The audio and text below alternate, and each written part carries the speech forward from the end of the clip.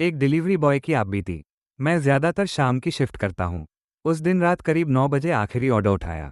Restaurant से packet लिया तो देखा। ऑर्डर छोटा था, बस एक सादा खिचड़ी, दही और 2 केले। पता शहर के पुराने हिस्से का था। एक जर्जर सी बिल्डिंग, ऊपर तीसरी मंजिल। डोरबेल दबाई। दरवाज़ा एक बूढ़ी अम्मा ने खोला। सफ़ेद बाल, कांपते हाथ, आंखों पर मोटा चश्मा। चेहरे पर थकान थी, लेकिन आवाज़ में मिठास। बेटा, ज़रा अंदर रख दो।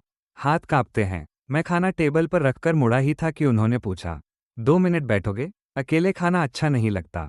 मैंने घड़ी देखी। शिफ्ट खत्म हो चुकी थी। थोड़ा थका था, लेकिन पता नहीं क्यों मैं बैठ गया। कमरे में सन्नाटा था। दीवार पर पुरानी घड़ी टिक टिक कर रही थी। एक कोने में भगवान की छोटी सी तस्वीर और सामने दीवार पर दर्जनों फोटो। उन्होंने थाली खोली, धीरे धीरे खिचड़ी खाने लगी। हर 2 कौर के बाद मेरी तरफ देख मुस्कुरा देती। फिर बोली, जानते हो बेटा, मैं रोज बाहर से खाना नहीं मंगाती। आज बस मन किया किसी इंसान की आवाज़ सुनने का। मैं चुप रहा। उन्होंने सामने लगी तस्वीर की ओर इशारा किया। ये मेरे पति हैं, रेलवे में थे, 5 साल पहले चले गए। फिर दूसरी तस्वीर, ये बेटा है, कनाडा में रहता है, बहुत अच्छा है, हर महीने पैसे भेजता है। फिर थोड़ी देर चुप रहीं, मुस्कुराई, मगर इस बार आंखें भीग गईं। बस, समय नहीं भेज पाता। कमरे में अचानक घड़ी की टिक टिक बहुत तेज सुनाई देने लगी। उन्होंने एक कौर और खाया। ये बेटी है, बंगलुरु में, अपनी दुनिया में खुश है। होना भी चाहिए। बच्चे अगर उड़े नहीं, तो माँ बाप ने पाला ही क्या? बोलते बोलते उनकी आवाज़ भर्रा गई, लेकिन चेहरे पर शिकायत नहीं थी, बस खालीपन था। उन्होंने मुझसे पूछा, तुम्हारी माँ है? मैंने कहा, हाँ। फ़ोन करते हो रोज़? मैं चुप हो गया। सच ये था कि मैं भी कई कई दिन घर फ़ोन नहीं करता था। थकान, काम, भागदौड़, हर बार यही सोचकर टाल देता था कि कल कर लूँगा। उन्होंने मेरी चुप्पी पढ़ ली। हल्के से बोली, माँ बाप पैसे नहीं गिनते बेटा, आवाज़ गिनते हैं। मेरे भीतर कुछ चुपचाप टूट गया। खाना खत्म हुआ। उन्होंने पानी पिया, फिर पस से 500 रुपये निकालकर मेरी ओर बढ़ाए। ये टिप नहीं है, ये उस आधे घंटे की कीमत है, जिसमें तुमने मुझे अकेले नहीं खाने दिया। मैंने तुरंत मना किया, नहीं अम्मा, ये नहीं ले सकता। वे मुस्कुराईं, ले लो, तुमने खाना नहीं पहुंचाया, आज तुमने साथ पहुंचाया है।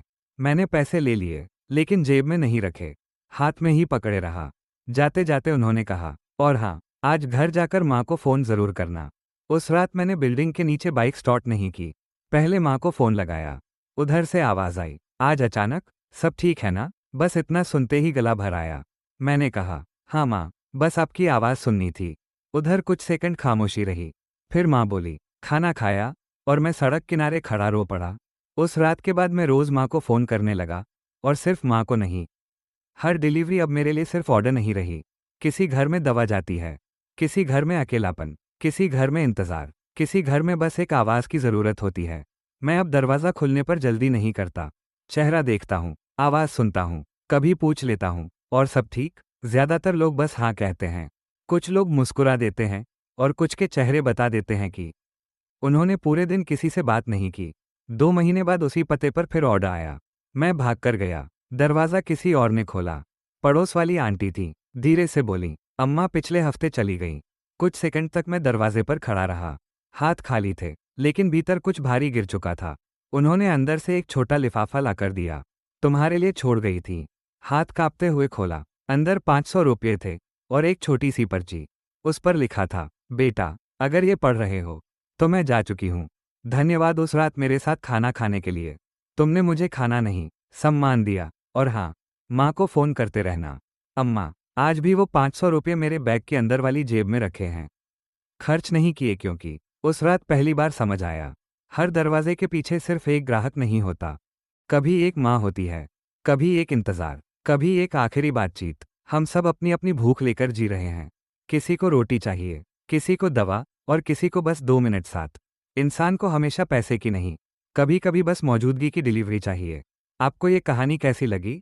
ऐसी ही नई नई और प्रेरणादायक कहानियाँ सुनने के लिए हमारे चैनल को ज़रूर फॉलो और कमेंट करें। धन्यवाद।